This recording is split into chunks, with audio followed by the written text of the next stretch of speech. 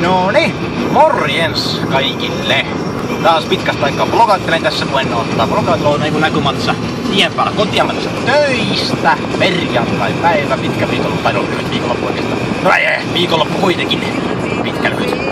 Ei ole vielä sanoa. Ja syy, miksi mä lähdin nyt tässä vlogailua tässä kesken ajon, niin on just tossa, mä en tiedä miten hyvin se näkyy tuossa kuvassa. Toivottavasti näkyy hyvin, että kohta on 100 000 kilometriä täyteen. Tälläkin autorotiskolla tullut. No ei tää mikään rotiskoa, mutta ihan hyvähän tää on siis niinku hyvä auto ollut, et ei oo kertaakaan oikeastaan ollut mitään vikoja, ei tarvitse koskaan käyttää niinku minkään teknisen pian takia missään niinku ainoastaan vaan vuosihuolloissa, mutta on vaan se, että auto sitten itse pyytää, että milloin pitää viedä niinku vuosihuoltoa tai jotakin.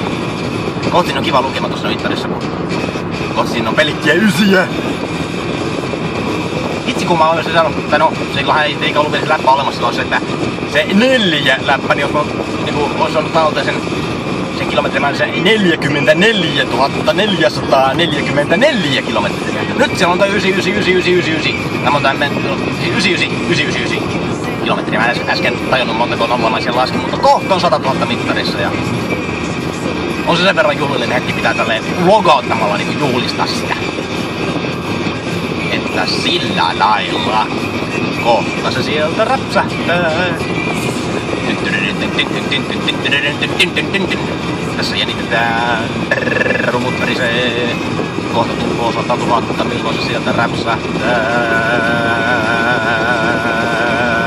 Pidetään hengitystä. Sieltä tuli! Siellä on 100 000 plakkarissa. Ai jekka! Kyllä, nyt ja en tiedä, no ei tää nyt niin iso tapahtuma sentään ole, että millään muulla tavalla sitä voisi juhlistaa, mutta tähän nyt vlogiin tästä saa ainakin kameralle tämän hetken, että on se sen verran niinku hyvä juttu. Mutta jes, ei siinä muuta aihetta ollutkaan tälle vlogille, että onks tossa rekkari tossa? Hei, tossa ei oo rekkari tossa.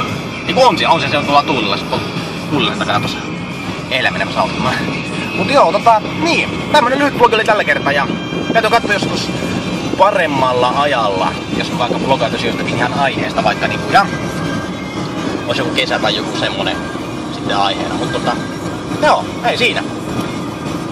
Palataan taas seuraavan vlogin merkissä asioita, joten siihen asti ei muuta kuin morjens!